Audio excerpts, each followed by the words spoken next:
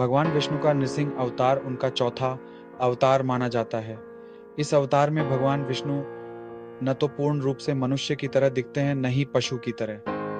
भगवान नृसिंह या नरसिंह आधे मनुष्य की तरह और आधे सिंह की तरह दिखते हैं। दरअसल ऐसा रूप भगवान को इसीलिए लेना पड़ा क्योंकि इसके बिना भगवान नृसिंह के अवतार का लक्ष्य पूरा नहीं हो सकता था। भगवान को हिरण्यकश्यपु के अंत के लिए वरदान के काट के तौर पर यह अवतार धारण करना पड़ा था, और अपना लक्ष्य पूरा करने के बाद भगवान नृसिंह ने ऐसी लीला रचाई कि शिवजी को भी उनको शांत करने के लिए अवतार लेना पड़ा। और फिर आया असली रहस्य सामने। भगवान विष्णु का नृसिंह या नरसिंह अवतार उसी कड़ी का हिस्सा है कि जब दैत्यों और बुरी शक्तियों ने धरती पर अधर्म, क्रूरता, निर्दयता और अत्याचार को बढ़ावा दिया है, तब भगवान विष्णु ने इनका सर्वनाश करने के लिए कोई न कोई अवतार जरूर लिया है। इस बात का वर्णन शास्त्रों और ग्रंथों में भी देखने को मिलता है। इसी प्रकार विष्णु जी ने हिरण्यकश्यपु नाम के असुर का वध करने के लिए अपना चौथा अवतार नृसिंह के रूप में लिया। उन्होंने ये अवतार अपने भक्त प्रहलाद की रक्षा करने के लिए लिया था। लेकिन क्या आप जानते हैं कि भगवान नृसिंह के द्वारा हिरण्यकश्यप का वध होने के बाद ऐसा क्या हुआ था जो भगवान शिव को अवतार लेना पड़ा? आइए विस्तार से जानते हैं इस बड़े रहस्य के बारे में। भगवान विष्णु के चौथे अवतार नृसिंह आधे मानव और आधे सिंह के रूप में प्रकट हुए थे। भगवान नृसिंह का मस्तक और धड़ा मानव के समान था, लेकिन उनका मुख और पंजे किसी सिंह की तरह दिखाई पड़ते थे।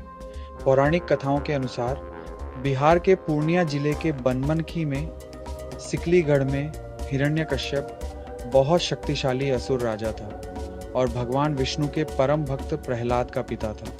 अपने भक्त की रक्षा करने के लिए ही एक स्तंभ से भगवान नृसिंह प्रकट हुए थे। इस स्तंभ को माणिक्य स्तंभ के नाम से भी जाना जाता है। मान्यता है कि यह खंभा अभी भी मौजूद है और उसी स्थान पर नृसिंह भगवान ने प्रहलाद की रक्षा करने के लिए हिरण्यकश्यप को अपने नाखूनों से चीर दिया था। इसे लेकर एक कथा यह भी है कि उत्तर प्रदेश के हरदोई जिले में नृसिंह भगवान प्रकट हुए थे और उस स्थान का नाम पहले हरिद्रोही था। हिरण्यकश्यप का वध करने के बाद भी भगवान नृसिंह का क्रोध शांत नहीं हो रहा था। उन्हें शांत करने के लिए प्रहलाद भी विफल हो गए। तब नृसिंह भगवान को शांत करने के लिए सभी देवता भगवान शिव के पास पहुंचे। इसके बाद शिवजी ने नृसिंह भगवान को शांत करने के लिए अपने गण वीरभद्र को भेजा, लेकिन वो भी इसमें विफल हो गए। जब कई प्रयासों के बाद भी भगवान नृसिंह का क्रोध शांत नहीं हुआ, तो ब्रह्मा जी के अनुरोध करने के बाद भगवान शिव ने शरभ नामक पक्षी का अवतार लिया।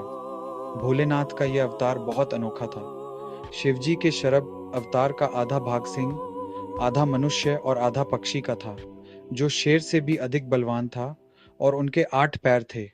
इसी शक्तिशाली रूप में भगवान नृसिंह के पास पहुंचे। शिवजी ने भगवान विष्णु के अवतार को अपनी पूंछ में बांधा और उन्हें सीधा पाताल लोक में ले गए। नृसिंह भगवान ने शर्भेश्वर की पकड़ से छूटने का बहुत प्रयास किया, लेकिन वो इसमें सफल नहीं हो पाए। वहां शिवजी ने अपने पंजे से नृसिंह अवतार को उठाकर उनकी चोंच पर वार किया है। नृसिंह अवतार को आभास हुआ कि उन्होंने जिस लक्ष्य से शिवजी को बुलाया था अब वह पूरा हो चुका है। ऐसे में विष्णु जी के अवतार ने अपने प्राण त्यागने का फैसला लिया। तब भगवान विष्णु ने शिवजी से निवेदन किया कि वे नृसिंह अवतार के चर्म को अपने आसन के रूप में स्वीकार कर लें। इसके बाद विष्णु जी अपने मूल रूप में वापस आ गए और शिवजी ने उनके चर्म को अपना आसन बना लिया।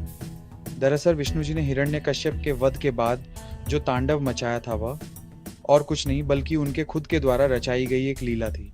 भगवान विष्णु चाहते थे कि शिवजी भी वहां शामिल हो। विष्णु जी के नृसिंह अवतार की लीला के द्वारा शिव जी को पवित्र आसन मिला। रोमांचक कहानी सुनने के लिए सब्सक्राइब करें चैनल।